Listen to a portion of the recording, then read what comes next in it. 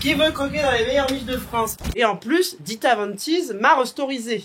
Mais moi, je n'ai pas envie du tout de performer la masculinité. Ça m'intéresse pas. J'ai performé ça pendant 22 ans de ma vie. Donc, avec Paloma, on était déjà claqués avant même la première journée de tournage. Je suis une femme et personne ne pourra me l'enlever. Mais dites donc, les maisons de couture, Jean-Paul Gaultier, Yves Saint-Laurent, qu'est-ce que vous attendez pour m'appeler? Je ne comprends pas. Hi, Maudit. Une brioche qui s'enfarine. Hello, hello, hello, mes petites genoises, c'est la briochée de Drag Race France pour un petit chat make-up chez Mademoiselle. Let's go. Ce qui est bien, c'est que qu'on soit un homme ou une femme, dans cette étape-là, on a toute la même tronche. Oh, je suis prête, on va y aller. Pourquoi je m'appelle la briochée? Y a plein de références dans ce nom. Déjà, quand je suis rentrée chez Madame Arthur, je voulais un nom qui fasse très français, très Pigalle. Et j'ai pensé du coup au nom des anciennes danseuses de cancan de la belle époque, à savoir la Goulue, la Bombe Fromage, Grille d'égout, Jeanne Avril, c'était beaucoup des noms comme ça en fait. Et ensuite, je viens de Charente-Maritime, je suis née à Royan plus exactement, mais j'ai énormément de familles à Nantes et en Vendée. Et en Vendée, il y a la fameuse spécialité la gâche vendéenne, donc une brioche très moelleuse, très squishy. Et ça a été mon petit déjeuner pendant toute mon enfance. Donc voilà, c'est un peu venu de là. Puis je trouve que c'est un nom que j'incarne bien dans mon corps. Ah non, dites-moi que j'arrive. Il va falloir que j'en rachète. Bon. Quand je suis arrivé sur Paris en 2019, du coup, j'ai très rapidement fréquenté le milieu drague. Et on va dire que j'ai très rapidement aussi rencontré des pygmalions. Des pygmalionnes, si on peut dire, pour les drag queens. Et j'ai rencontré ma drag mother, qui s'appelle Misfit, qui est quelqu'un qui m'a du coup beaucoup guidé dans le milieu queer parisien, qui m'a montré les soirées qui existaient.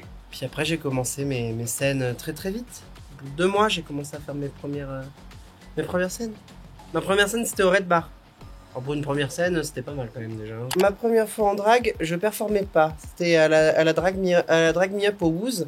Donc le fameux concours de drague qui se déroule à Paris toute l'année. Et je me souviens que ce jour-là, il y avait Sugarcane de Drag Race saison 11 qui était invité. Donc du coup, la toute première fois que je suis apparue en public en drague, j'ai fait le meet and greet de Sugarcane. Et c'est drôle de me dire que ma première sortie en drague, j'ai rencontré une personne de Drag Race. Et que 3 ans plus tard, je me retrouve moi-même dans cette firme. Hello Sugarcane, si tu me regardes, ce qui n'arrivera certainement pas. Comme beaucoup de drague, quand elle commence, j'étais pas la plus belle, hein, mais c'était plutôt cohésif comme look. J'avais une robe, c'était une robe placard, hein, comme beaucoup, on commence par du placard. J'avais une wig rose qu'on m'avait prêtée. Et voilà, puis le make-up, bon bah, j'ai fait ce que j'ai pu avec ce que j'avais.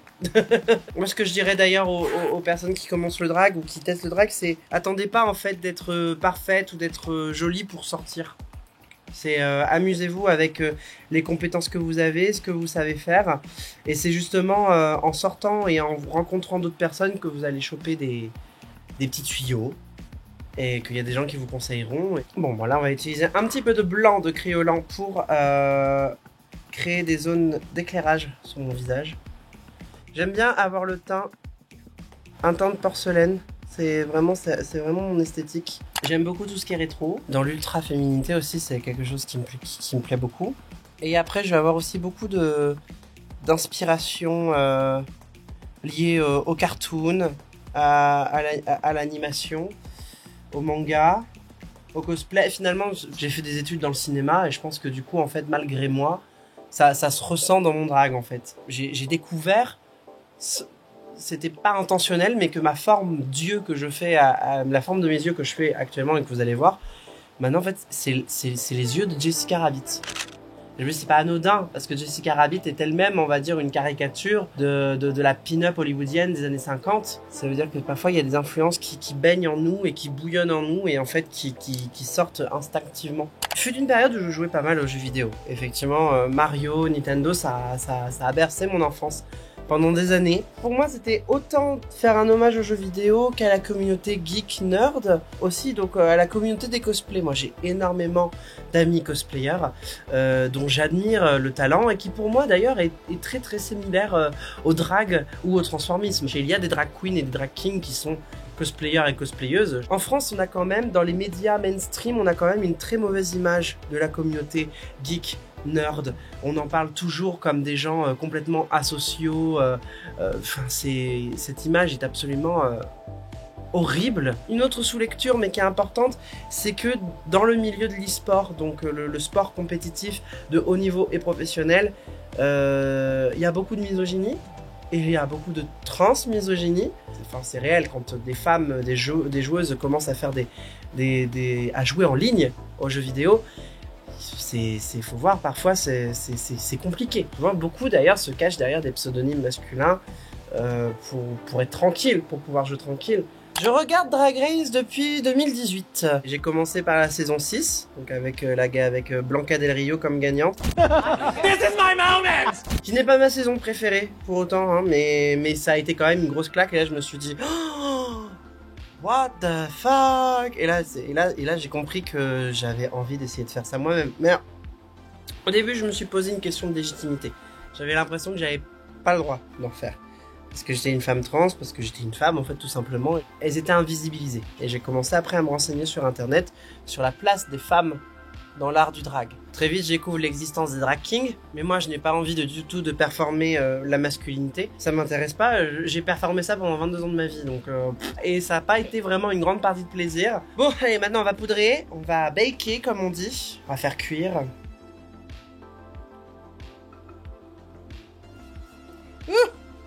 Je me suis enfariné les miches. Mon Dieu. Voilà. Ma saison préférée, ça serait la saison 2 de Canada Drag Race. Assez oufissime en termes de niveau et de look, mais aussi de bienveillance entre les queens. Je dirais que j'ai adoré la dernière saison US, donc c'est la saison 14. Je trouve qu'elles ont eu les meilleurs maxi challenges qu'on ait pu voir dans la firme. Et surtout, en termes de représentation trans, on avait 5 femmes trans dans cette saison. Rien que pour ça. Et l'autre saison que j'aime énormément, c'est la saison 12, la saison de Nikki Doll, où pareil, il y avait un niveau qui était absolument incroyable. Je crois que la dernière qui m'a vraiment marqué, c'est Cornbread. Elle me follow en plus, donc j'avoue que j'ai été super contente quand j'ai vu qu'elle me followait. C'est une femme trans et grosse aussi, c'est ce qui a été très rarement vu dans Drag Race. Is you hungry? 'Cause bitch, I'm baked. Donc il montre encore un autre type de corps qu'on n'a pas tendance à mettre en avant chez les femmes trans. Oui, c'est vrai que ça m'a aussi marqué positivement. On va faire des sourcils à la Edith Piaf. Le sourcil des années 20, des années 30. Juste un crayon noir. Drag Race France. C'est un sujet particulier. Les copines. Après, tout ce que j'espère, c'est qu'elle soit représentative de la scène drag française. C'est ça. Qui est extrêmement diversifiée. Je pense qu'on n'a pas à se plaindre sur ce premier casting quand même. Je pense honnêtement qu'on peut se féliciter pour cette première saison. On a quand même une drag queen à barbe avec la Bertha. On a 3 drag queens racisées. Donc on a Soa de Muse, La Kaena et Lolita Banana. Et on a une queen transfemme. Non, moi, il y a toujours eu cette volonté de diversité. Je dirais même pas que c'est une volonté en fait chez nous, je pense que c'est quelque chose qui se fait assez naturellement finalement. On a connu des saisons de Drag Race à l'international qui l'étaient beaucoup moins que la nôtre. Et ce, dès une première saison. Quelle joie d'avoir des Drag Kings dès l'épisode 2. Et c'était vraiment génial de les voir, on s'est beaucoup amusé sur ce mini challenge. Pour les saisons suivantes, amis Drag King, postulez parce que moi je pense vraiment qu'on est à ça. D'avoir des drag kings dans Drag Race. Ce n'est pas parce que vous avez l'impression que ce concours en fait vous exclut. Vous avez toute légitimité à faire partie d'un programme pareil. Et je pense que la France a bien montré que elle a envie d'inclusivité et elle a envie de faire évoluer les choses. Si vous avez envie de connaître un peu les artistes kings qui font notre belle scène française, vous avez un compte Instagram dédié entièrement aux artistes kings de France. On va repoudrer une brioche qui s'enfarine. Voilà, je suis prête à mettre au four. C'est qu'on a créé une très jolie sororité. avec c'est pas quelque chose de feinté, absolument pas. Je pense qu'on avait toute l'envie commune de se dire on est les premières représentantes du drag français à la télévision française, mais aussi à l'international. Bah, on va se montrer solidaires et on va faire en sorte que chacune d'entre nous tire le meilleur en fait de ce qui a attiré de cette aventure. On se soutient vraiment beaucoup les unes les autres, autant face au succès que face à l'adversité. On peut parfois subir et recevoir. Comme vous le savez, dans l'atelier, je suis rentrée avant-dernière, dans le premier épisode. On a eu un temps d'attente dans les loges. Avec Paloma, on était déjà claqués avant même de la première journée de tournage. C'était un temps d'attente immense. J'avais pas mon téléphone avec moi parce que je l'avais laissé à la chambre. Et du coup, j'avais rien à faire. Et j'étais habillée, j'attendais. Je pense que une de mes tenues dont j'étais la plus fière, ça a été, dans l'épisode 1, ça a été le papillon, la réinterprétation du corset papillon de Tita Von Teese de Jean-Paul Gaultier. C'était, clairement, je me disais c'était ma tenue la plus forte et j'étais très contente de me dire qu'au moins dans le premier épisode, quoi qu'il arrive, on allait la voir. Mais en même temps, quand on commence aussi la saison par cette tenue la plus forte, on se dit ça fait un peu peur pour la suite en fait. Et en plus, Dita Von Teese m'a restorisé. Et j'ai été la seule story de sa journée à ce moment-là. Alors que, franchement, que demander de plus? Montre-moi. Tu peux mettre play. Toi, la briochée, dans ta vie, t'as eu peut-être même 2 coming out à faire. Oui, exact. C'était un peu bizarre. J'ai compris que j'étais trans avant même de savoir que j'aimais les hommes, mais j'ai pris peur. C'est dur d'évoluer, de grandir, quand on comprend pas ce qui nous arrive. J'ai compris après que j'avais une attirance pour les hommes et je me suis dit tiens, ça sera peut-être plus facile en fait de vivre en tant que garçon homosexuel féminin. Parce que du coup j'ai commencé à adapter vers le lycée un look très androgyne, j'ai commencé à exprimer ma féminité à ce moment-là et il y a un moment donné j'ai dit en fait j'ai qu'une vie, il faut que je la vive pour moi, faut pas que je la vive pour les autres quoi. Puis let's go. C'est pas le drag qui m'a permis de comprendre que j'étais une femme trans. Quand je fais du drag, j'interroge pas mon genre. Je sais très bien qui je suis une femme, je fais du drag. Quand je fais du drag, pour moi, c'est pour vivre ma féminité et les codes féminins qui m'amusent. L'extrait parle de lui-même. Vers l'âge de 12-13 ans, j'ai plus exactement, j'ai compris assez tôt que j'étais pas un garçon. Je l'ai compris grâce à une émission. C'était un truc du genre tellement vrai où... Et je découvre en fait l'existence des personnes trans. Comme je disais, c'est compliqué en fait de grandir quand on comprend pas ce qui nous arrive. C'est comme si pour vivre, on vous avait obligé à mettre un manteau. Et on m'a dit, tu mets ce manteau parce que c'est le manteau que tout le monde met, en fait. Et parce que c'est le manteau qu'on veut que tu mettes. Et tu comprends pas pourquoi tu te sens pas bien parce que autour de toi, tout le monde a le même manteau. Et eux, ça a pas l'air de les gêner. Eux, ils sont à l'aise avec ce manteau-là, en fait. Et pourquoi moi, je me sens pas bien? Je devrais me sentir bien vu que tout le monde se sent bien dans ce manteau. Alors pourquoi moi, ça marche pas? Et quand on comprend après que c'est le manteau, et il faut avoir le courage de se dire, est-ce que je peux l'ôter? Est-ce que je peux le changer? Est-ce que je peux le retirer? Mais c'est vrai que maintenant, ça me paraît tellement loin. J'ai commencé ma transition à 22-23 ans. Et j'en ai 31. Ça va bientôt faire 10 ans. Et c'est assez magique aussi. C'est ancré dans ma vie, c'est ancré en moi, c'est ancré en mon entourage, mais c'est ancré aussi avec les personnes qui me connaissent pas. Je suis une femme, et personne ne pourra me l'enlever. Parce que ça, il n'y a que moi qui ai le droit d'en décider. Mais on commence à arriver sur la fin. Par contre, s'il y a une chose que j'ai découvert avec le drag, c'est à quel point je pouvais être belle. Je me décrivais toujours comme je suis mignonne. Pour la première fois de ma vie en drag, je dis que je suis belle. Bon, maintenant, il faut que j'arrive à me le dire aussi quand je suis pas en drag. Du coup. On passe au blush. Ah, parce que... Petit jeu de poupée. Pour plus de joie dans vos vies, du rose.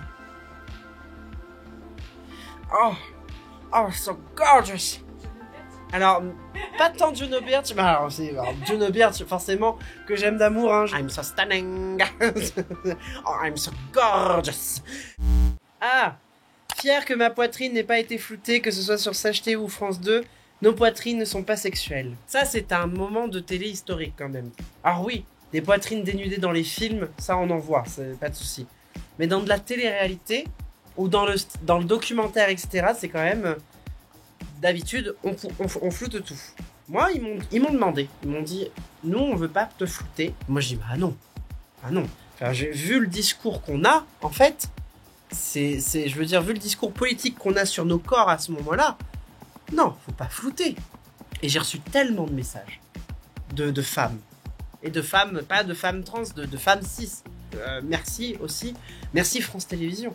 Merci infiniment d'avoir pris ce parti pris. Parce qu'en fait, c'est un gros message que vous lancez. Montrer une poitrine de femme nue à la télévision sur le service public, pour moi, c'est un grand fuck, en fait, à tout ça, justement, à tout ce patriarcat, à tout ce... C'est génial. Allez, rouge à lèvres, fossile, perruque, we're done.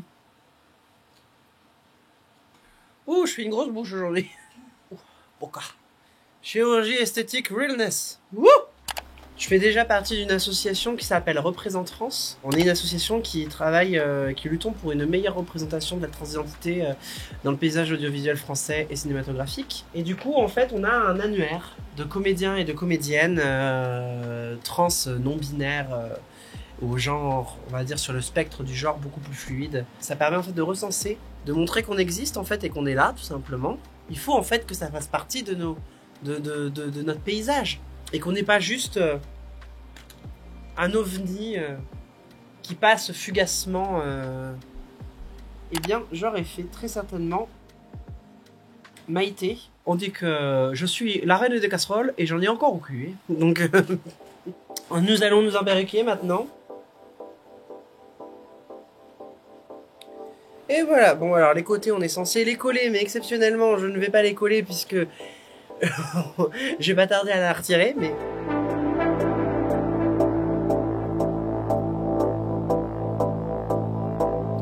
Tadam! Oh! Ah, je suis belle! Oh! Incroyable! Oh! I wanna be loved by you, just you, nobody else but you. Alors chérie, tu veux te payer une bonne France ou pas? T'as envie de faire une petite pause? Qui veut croquer dans les meilleures miches de France? Vous êtes trop timide, chérie. Trop timide. Mon Dieu, j'espère qu'ils seront moins coincés en bas. Allez, passe partout, merci. Le respect, moi. Hello les choubidous, comment ça va? Comment allez-vous? Très bien. Un petit goûter avant de reprendre le travail. Qui veut croquer un petit peu de brioché? Faire profiter de toute cette beauté. Vous n'avez même pas besoin de payer pour l'avoir. Profitez-en, hein. Mon cul gratuit, c'est très rare. Allez. Il est tout seul. C'est tout seul, il a très peur. Il a l'arrêt du cul qui lui sort de gouttière là tout de suite parce qu'il sait pas à quelle sauce il va être mangé. Voilà. Comment ça va, mon cher?